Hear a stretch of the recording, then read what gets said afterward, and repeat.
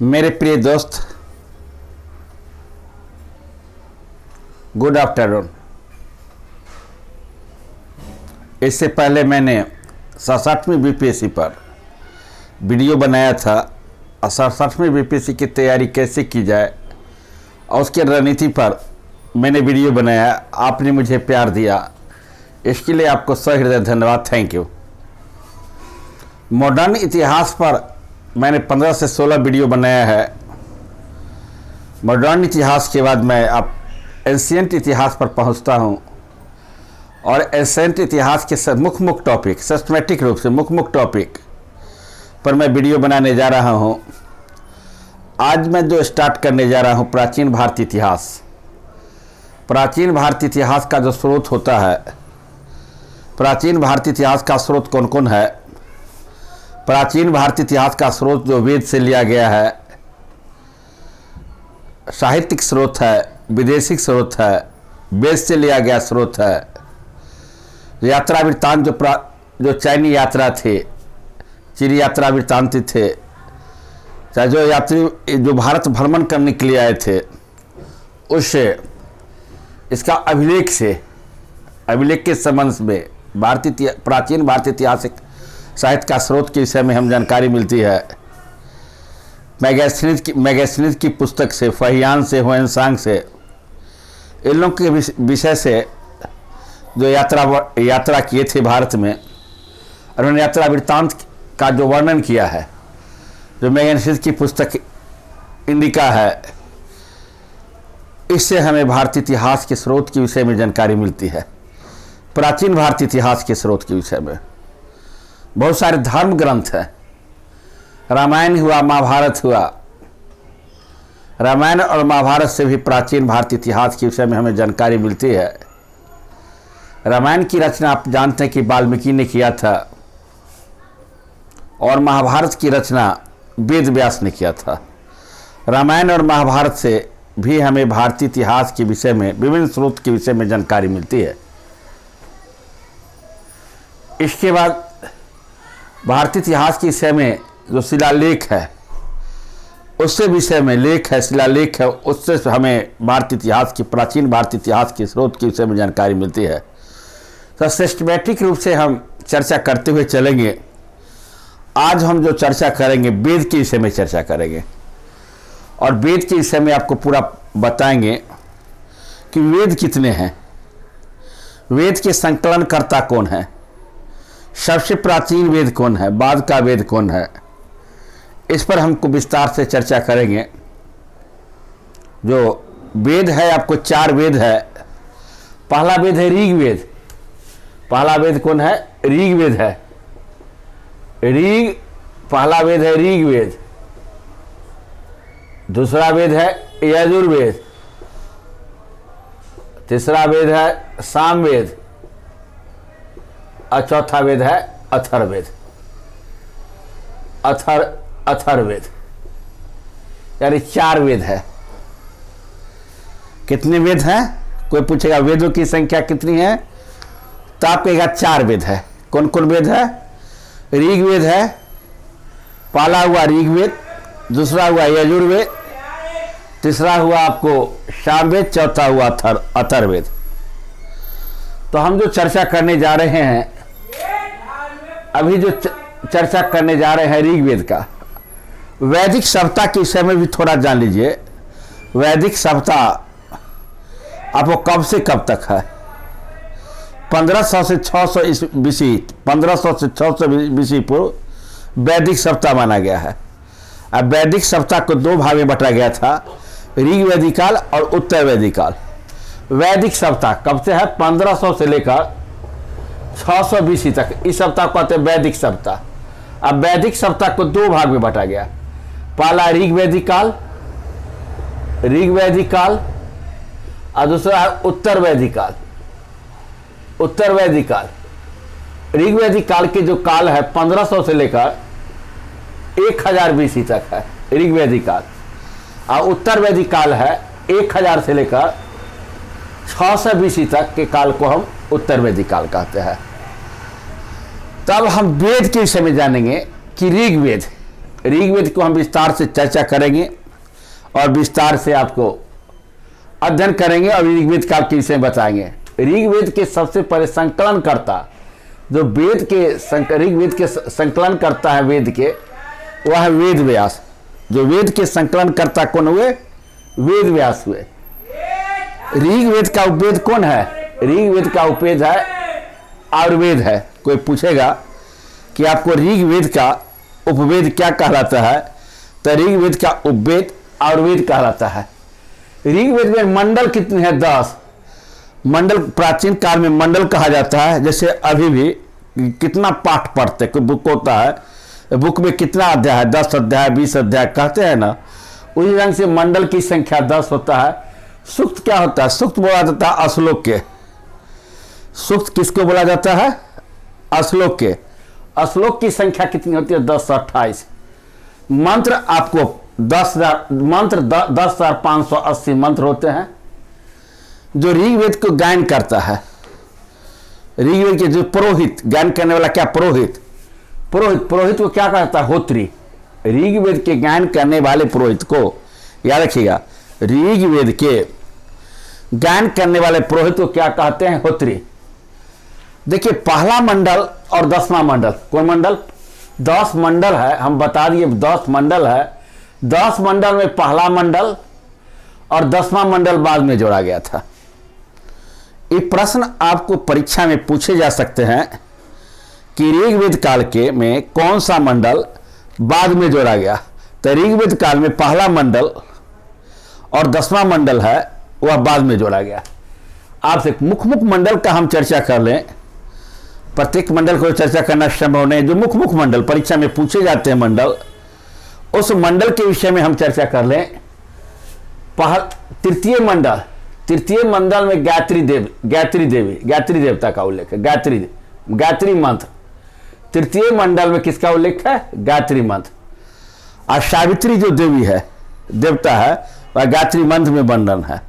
और किसमें? ऋग्वेद काल में। और इसकी रचना कौन किया था? विश्वामित्र। चौथा मंडल में आपको कृषि का उल्लेख है।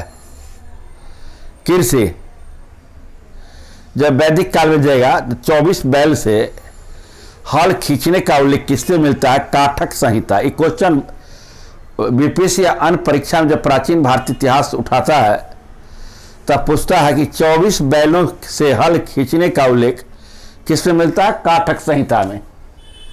कृषि का 7वां मंडल 10 राग युद्ध। 10 राग युद्ध कहाँ लड़ा गया था? पुरेसनी नदी। कौन नदी? पुरेसनी नदी। 10 राग युद्ध पुरेसनी नदी के किनारे लगा। पुरेसनी नदी। अब वर्तमान में पुरेसनी नदी क्या कहा जाता है? रावी नदी। 10 राजाओं और सुदास के बीच 10 राजा और सुदास के बीच 10 राग युद्ध हुआ था। इसके विषय में आपको वर्णन है। आप जानिए पुरेसनी नदी के किनारे। देखिए, 9वां मंडल सोम देवता को समर्पित है। और सोम देवता किसके देवता होते हैं? बृहस्पति के। सोम देवता किसके हैं? बृहस्पति के। अगला, महान व्यक्ति ब्रह्मा को माना गया है। ऋग्वेद काल के ब्राह्मण कौन थे? ऐत्रेय। इसको याद रखिएगा। ऋग्वेद काल के जो ब्राह्मण थे, वह ऋग्वेद काल के जो ब्राह्मण को क्या कहा गया? ऐत्रेय ब्राह्मण। कौन ब्राह्मण? ऐत्रेय ब्राह्मण। आप देखिए, वैदिक काल में उत्तर के राजा को क्या कहा गया, दक्षिण के राजा को क्या कहा गया, पूरब के राजा को क्या कहा गया, पश्चिम के राजा को क्या कहा गया। उत्तर में जो राजा शासन करते थे, उस राजा को विराट कहा गया। दक्षिण में जो राजा शासन करते थे, उस राजा को भोज कहा गया। और पूरब में जो राजा शासन करते थे, उसको सम्राट कहा गया। और पश्चिम वेस्ट में जो राजा शासन करते थे, उसको क्या कहा गया? सौराष्ट्र। इसको याद कीजिएगा निश्चित रूप से। उत्तर में क्या होगा? उत्तर में आपको होगा विराट। दक्षिण में क्या हो गया? भोज। पूरब में क्या हो गया? सम्राट। और पश्चिम में जो राजा शासन करते थे, उस राजा को क्या कहा गया भैया? सौराष्ट्र कहा गया। इतना बात को आप समझ गए। ऋग्वेद काल में वैदिक आपको इसमें गंगा का उल्लेख एक बार हुआ है और यमुना का उल्लेख कितने बार हुआ है? 3 बार। प्रमुख देवता ऋग्वैदिक काल के प्रमुख देवता थे इंद्र। इंद्र को 250 बार प्रयोग किया गया है। इंद्र को पुरंदर भी कहते हैं। पुरंदर का अर्थ क्या होता है? किला तोड़ने वाला देवता या वर्षा का देवता। जब उत्तर वैदिक काल आते हैं तो इसके देवता प्रजापति थे। महत्वपूर्ण नदी सिंधु थी। पवित्र नदी सरस्वती थी। पवित्र नदी सरस्वती थी और इसमें पवित्र नदी की क्या थी? सरस्वती थी। तो आपको ऋग्वेद के विषय में, ऋग्वेद के संकलनकर्ता कौन थे, इसके विषय में चर्चा किए। थोड़ा सा ऋग्वेद और उत्तर वैदिक काल में थोड़ा सा और चर्चा कर देते हैं। इसके बाद फिर हम ऋग्वेद के बाद आपको हम आगे बढ़ते हैं सामवेद पर। देखिए ऋग्वेद के विषय में आप जान लीजिए। ऋग्वेद ये हो गया ऋग्वेद, गौर से समझिए। ये हो गया ऋग्वेद। आइए उत्तर वेद, उत्तर वैदिक काल। ऋग्वेद के देवता प्रजापति थे, सॉरी ऋग्वेद के देवता इंद्र थे और उत्तर वैदिक काल के देवता प्रजापति थे। ऋग्वेद के जो समाज का स्थिति था, देखेगा डायग्राम दिखेगा,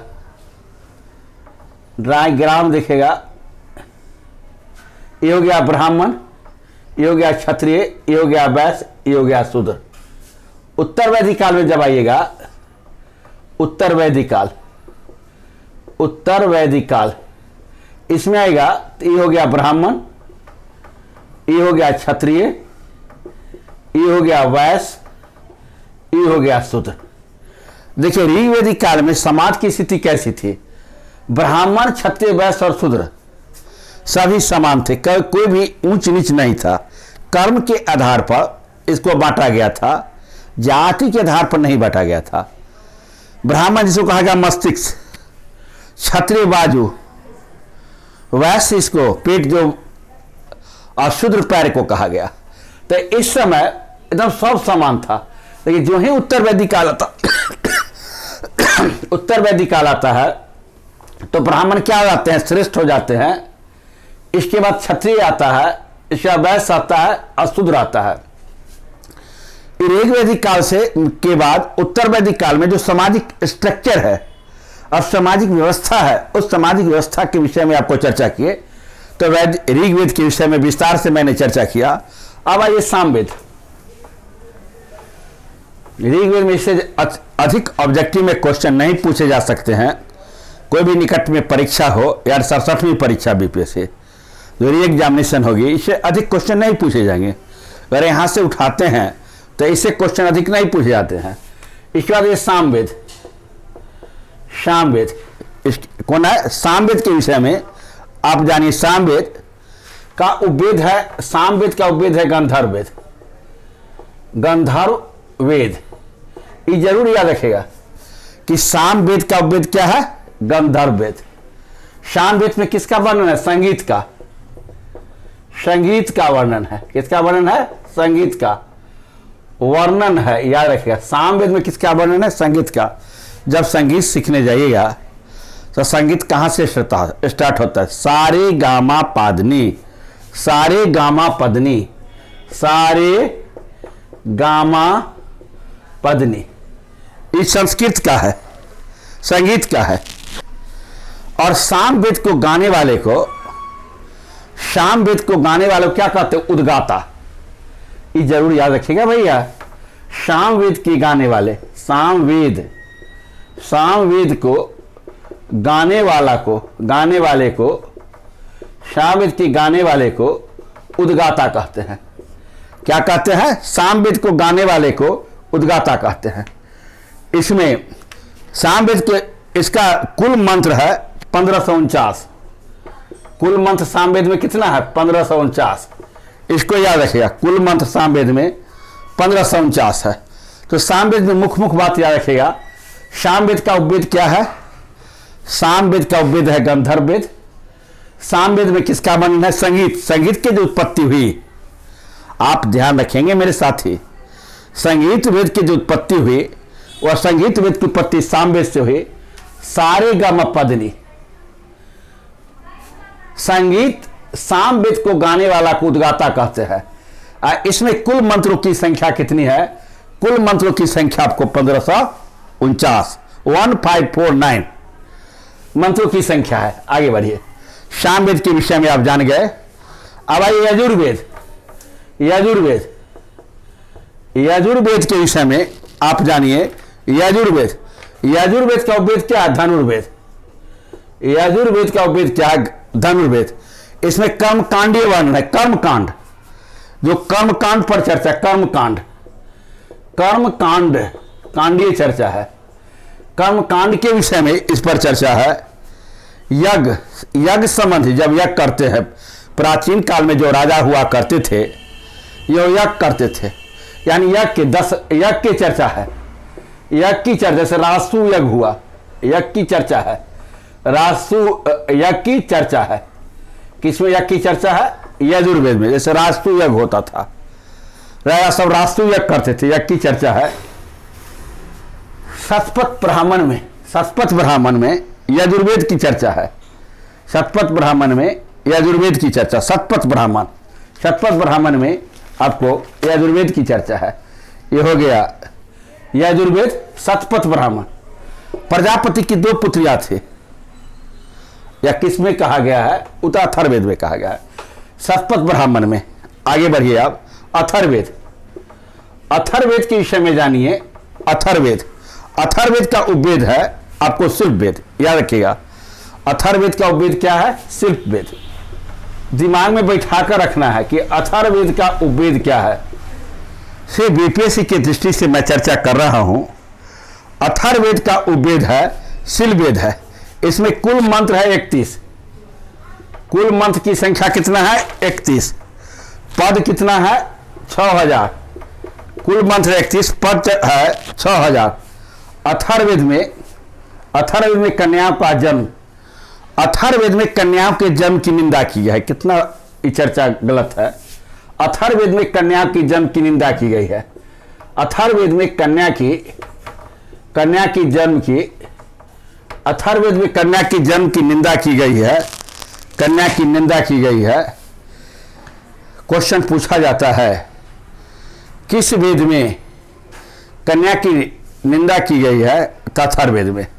तो वेद के विषय में आपको चर्चा कर दिए है। अब थोड़ा था ये पुरुषार्थ के विषय में। पुरुषार्थ कितने हैं? पुरुषार्थ के विषय में आपको चर्चा करेंगे। वेदांग, पुरुषार्थ के पहले आप जानिए वेदांग। वेदांग कितने हैं? 6 है। वेदांग 6 है। शिक्षा, याद रखिएगा, शिक्षा है, कल्प है, शिक्षा है, कल्प है, ज्योतिष है, ज्योतिष है, ज्योतिष है।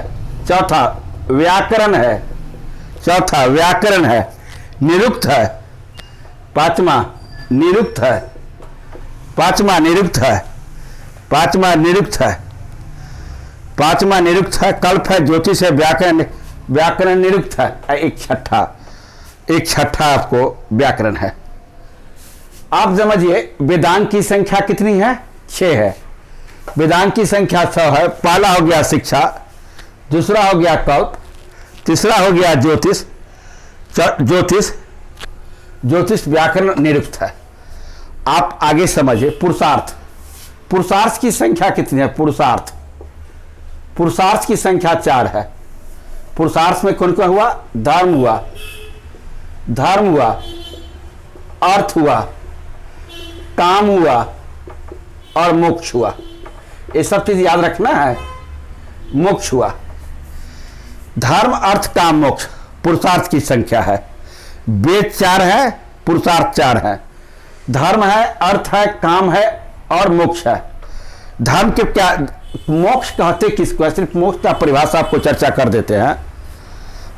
जन्म और मृत्यु के बंधन से मुक्त होना ही मोक्ष कहलाता है। हम बार बार जन्म लेते हैं, बार बार मृत्यु होती है, तो हमें कितना कष्ट होता है। तो हर व्यक्ति चाहता है कि मोक्ष की प्राप्ति हो, लेकिन मोक्ष की प्राप्ति हर व्यक्ति को नहीं होता है। लाखों में एक व्यक्ति को मोक्ष की प्राप्ति होती है। यानी जन्म और मृत्यु के बंधन से मुक्त होना ही मोक्ष कहलाता है। इसके अब ऋण कितने होते हैं? ऋण 4 होते हैं। ऋण की संख्या कितना होता है? 4 होता है। पुराण कितने होते हैं? 18 होते हैं। ये सब दिमाग में रखिएगा। ऋण 4, पुराण 18, वेदांग 6, पुरुषार्थ 4, वेद 4। इसके विषय में दिमाग में आपको रखना है। फिर आपको ऋण जो पितृ ऋण है, मातृ ऋण है, गुरु ऋण है, ऋषि ऋण है। पितृ ऋण, मातृ ऋण, गुरु ऋण और ऋषि ऋण है। जो 4 गो ऋण है, सबसे अच्छा, सबसे आप ऋण कभी नहीं, माता के ऋण को कभी नहीं चुका सकते हैं। माँ जो अपने स्तन से दूध पिलाती है, उस दूध का ऋण आप कभी नहीं चुका सकते हैं। माता पिता तो जन्म देते हैं, फिर गुरु के भी एक ऋण है। और गुरु ऋण आपको जब बचपन से बड़े होते हैं तो गुरु क्या देते हैं आपको? शिक्षा, ज्ञान। पहले जो आश्रम व्यवस्था थी, आश्रम व्यवस्था को, मनुष्य की जो आयु को 4 भाग में बांटा गया है। आश्रम व्यवस्था को ब्रह्मचर्य आश्रम,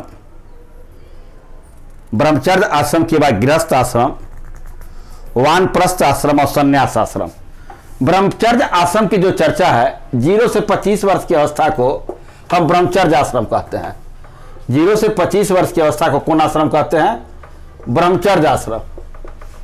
या क्या 25 से 75 की अवस्था को हम गृहस्थ आश्रम कहते हैं। गृहस्थ आश्रम कहते हैं 25 से लेकर 50 की अवस्था को। अब 50 से लेकर 75 की अवस्था को हम वानप्रस्थ आश्रम कहते हैं। और 75 से लेकर 100 वर्ष की अवस्था को हम संन्यास आश्रम कहते हैं। कौन आश्रम कहते हैं? संन्यास आश्रम। इसको याद रखिएगा।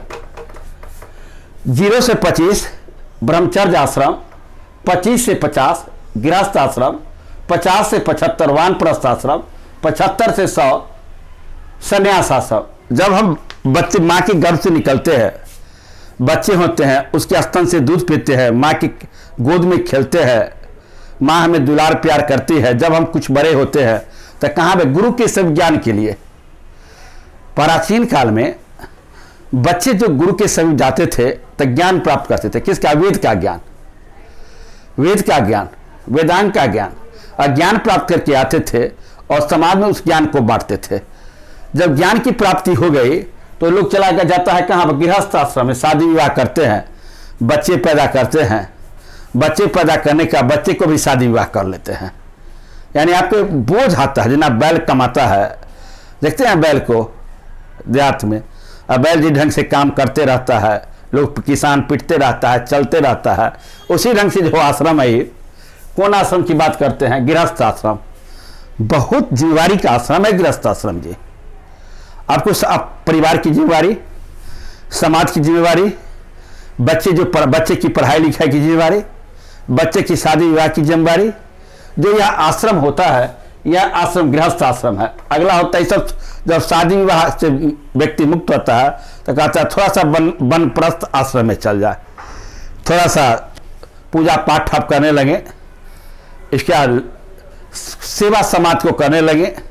जब पूरे तक 75 के अधिक होता है संन्यास आश्रम, तो संन्यास आश्रम में जाने का पूरा विरक्ति होना, ईश्वर के प्रति ध्यान लगाना, अच्छे अच्छे धार्मिक ग्रंथों को पढ़ना और पूर्णतः अपने सामाजिक बंधन से, पारिवारिक बंधन से मुक्त होकर पूर्णतः आराम से एक सन्यासी की तरह जिंदगी जीना ही संन्यास आश्रम कहलाता है। तो मैंने आपको विस्तार से चर्चा किया। आपको क्या क्या चर्चा किया, आपको मैं थोड़ा सा उसको रिवीजन कर दूं। वेद के विषय में चर्चा किया। पहले तो मैंने चर्चा किया प्राचीन भारत के जो स्रोत है, ऐतिहासिक स्रोत है, इतिहास को जानने के लिए कहाँ कहाँ से लिया गया है, संक्षिप्त रूप में मैंने चर्चा करने का प्रयास किया, पूर्णतः संक्षिप्त रूप से। इसका वेद के विषय में मैंने आपको चर्चा किया। और सबसे प्राचीन वेद ऋग्वेद के विषय मैंने चर्चा किया। ऋग्वेद है, यजुर्वेद है, सामवेद है, अथर्ववेद पर चर्चा किया। इसके बाद वेदांग पर 6 पर वेदांग 6 है, उस पर चर्चा किया। वेदांग 6 के बाद, वेदांग 6 के बाद पुरुषार्थ पर चर्चा किया। धर्म अर्थ काम मोक्ष के विषय में सिर्फ बताया। उस पर डिटेल से धर्म किसको कहते हैं, अर्थ किसको कहते हैं, काम किसको कहते हैं, मोक्ष के विषय में ही विस्तार से चर्चा किया। काम का अर्थ होता है योनि इच्छा से ही नहीं कि योनि इच्छा हो जाए काम हो जाए। अर्थ का अर्थ सिर्फ पैसा कमाने से नहीं, धर्म का अर्थ होता है ये नहीं कि धर्म का अर्थ के विषय में कि पूजा पाठ करना ही धर्म नहीं है। लोगों को उपकार करना, अनुचित करना भी धर्म के अंतर्गत आता है। ऋण के विषय बताए कि पितृ ऋण, मातृ ऋण, गुरु ऋण के विषय में आपको चर्चा किए। इसका पुराण की चर्चा किए। पुराण के कितने होते हैं? 18। सबसे पुराना पुराण मत्स्य पुराण, क्वेश्चन पूछता है। पुराण की मैं चर्चा किया। पुराण के बाद चर्चा किया आश्रम व्यवस्था की चर्चा किया कि आश्रम में लोग, आश्रम व्यवस्था को कितने भाग में बांटा गया। आश्रम व्यवस्था को 4 भाग में बांटा गया। तो ये सब मोटा मोटी संक्षिप्त रूप में जो मुख्य क्वेश्चन परीक्षा में पूछे जाते हैं, और परीक्षा में क्वेश्चन जो परीक्षा में क्वेश्चन पूछे जाते हैं, परीक्षा में क्वेश्चन लोग पढ़ाता है और इस ढंग से प्रश्न पूछे जाते हैं। आश्रम कितने हैं, सबसे प्राचीन वेद कौन है, उपवेद कौन है, सब वेद का उपवेद चर्चा किए। मेरे प्यारे साथियों, आपने जब से मैं 1 आध महीना से वीडियो बनाने के लिए, लगभग 1 महीना से वीडियो बना रहा हूँ, थोड़ा सा अधिक, बीच में समय अभाव हो जाता है जिस कारण की कंटिन्यूटी नहीं रहती है। ऑनलाइन ऑफलाइन क्लास भी रहता है, कंटिन्यूटी वीडियो नहीं बना पाता हूँ, इसके लिए मैं क्षमा प्रार्थी हूँ। फिर मैं कंटिन्यू प्राचीन भारत के इतिहास की से मुख्य जो टॉपिक है उस टॉपिक पर, जो महाजनपद है, महाजनपद के बाद महावीर है, बौद्ध है, इस पर मौर्य साम्राज्य है, अशोक है, इस पर वीडियो बनाएंगे। फिर केवल दक्षिण भारत के कुछ वंश पर वीडियो बनाएंगे, फिर मेडिवल में चलेंगे। एवं प्रकार 30-35 वीडियो प्राचीन और मध्य भारत पर हम बनाएंगे, मुख्य वीडियो। आपको जब अच्छा लगी वीडियो तो लाइक जरूर कीजिएगा, और लाइक के साथ सब्सक्राइब मेरे मित्रों जरूर करेंगे। फिर मिलते हैं आपको नई उत्साह, नई उमंग के साथ अगले वीडियो में। थैंक यू, धन्यवाद, जय हिंद।